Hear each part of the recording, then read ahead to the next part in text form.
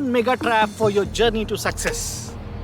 क्या है वो, जानने के लिए देखें इस वीडियो को। आपकी सक्सेस का सबसे बड़ा बाधा अगर कुछ है, वो एक प्राइमरी अजम्पशन, एक मान्यता कि net worth is the biggest indicator of success. यानी आपके जो मटेरियल पोजेशंस है, आपके घर, गाड़ियाँ, बैंक बैलेंस, ये आपके सक्सेस का मापदंड है। ये सबसे बड़ी भूल है। क्यों?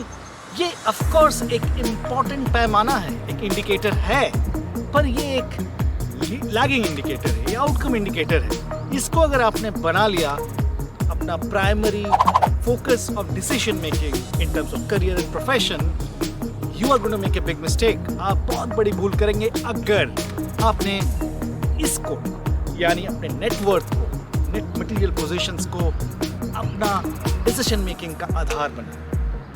ऐसा क्यों? याद रखें कि there are certain indicators which are sitting more towards the effect and there are certain indicators which are more sitting towards the cause. तो वो indicators जो cause के पास है, जहाँ आप actions उसको influence कर सकते हो, वो सही indicator होते हैं आपके bright future के लिए, success के लिए। और वो indicators जो outcome के आसपास हो, वो हमेशा ही उसमें आपका कंट्रोल लिमिटेड होता है। And it's not rightful to take that as your primary focus. उसको आप प्राइमरी अगर बनाते हैं अपने डिसीजन मेकिंग का जो मेट्रिक है, वो सही अप्रोच नहीं है। अब सवाल है कि इस पॉइंट को कैसे ड्राइव करें रियल लाइफ में। मैं 2 एग्जाम्पल लूँगा। पहला एग्जाम्पल मिड लाइफ क्राइसिस का, या तो आपने फेस किया होगा या आपने सुना होगा कि अपने दोस्तों को, पेरेंट्स को या किसी और लोगों को दुखी रहते हैं डिस्पाइट द फैक्ट कि वो करियर में अच्छे कर रहे हैं, 38-40 साल के हैं टिपिकली, जो मिड लाइफ क्राइसिस में हैं, 1-2 घर बन चुका है, गाड़ियां हैं, बड़ी गाड़ियां हैं, फॉरेन वेकेशंस हो चुके हैं, फिर भी एज इफ कुछ तो मिसिंग है। और ये बड़ा कॉमन फीलिंग है आज के दिन में, राइट?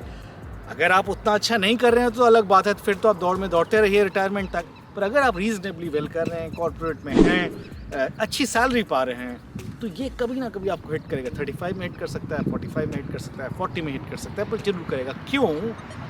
कि अगर आपने अपना करियर के चॉइसेस जब आप बना रहे थे, आपने नेटवर्थ को प्राइमरी इंडिकेटर बनाया और पैसे के पीछे भागे, सहूलियत, ब्रांड, ग्लैमर के पीछे भागे हैं, तो जब तक वो आपकी ज़रूरत है तब तक तो आपको भगाएगी, तब तक तो आपको इंगेज रखेगी। बट जिस दिन आपका थ्रेशोल्ड क्रॉस हो जाएगा, मान लीजिए आज के दिन में 1 करोड़ रुपए, अगर आपके पास एक घर है, 1 करोड़ रुपए है, तो रीजनेबली आप सेफ हो गए हो। तब इस सवाल आता है आपके मन में कि मैं क्या करूं, क्यों कर रहा हूं जो कर रहा हूं, यही करने के लिए मैं बना था, और तभी भी आपके पास प्रोडक्टिव 10-15 साल, 20 साल बचे हुए हैं। ये बहुत कॉमन बीमारी है, डिसएंगेजमेंट है। उसी को फिर हम stress, work life disruption, so many things we can call it, right? ऐसा क्यों होता है? ये इसकी शुरुआत, इसका जो कॉज है, ये तो इफेक्ट है। कॉज कई साल पीछे छिपा हुआ है, जब एज ए स्टूडेंट वो डिसीजन मेकिंग ले रहे हैं, ठीक से नहीं सोचा, उस काम को नहीं चुना जिसमें उनको मज़ा आ रहा है,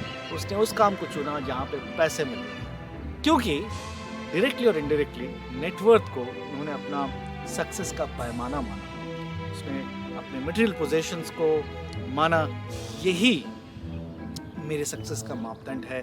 और जब तक 15 साल बीत जाते हैं, तब तक बहुत लेट हो चुकी होती है।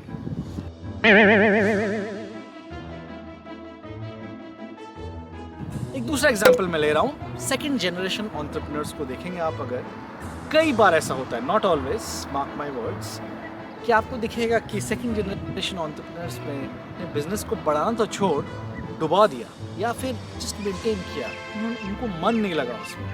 ऐसा अक्सर साइकोलॉजिकली पाया गया है।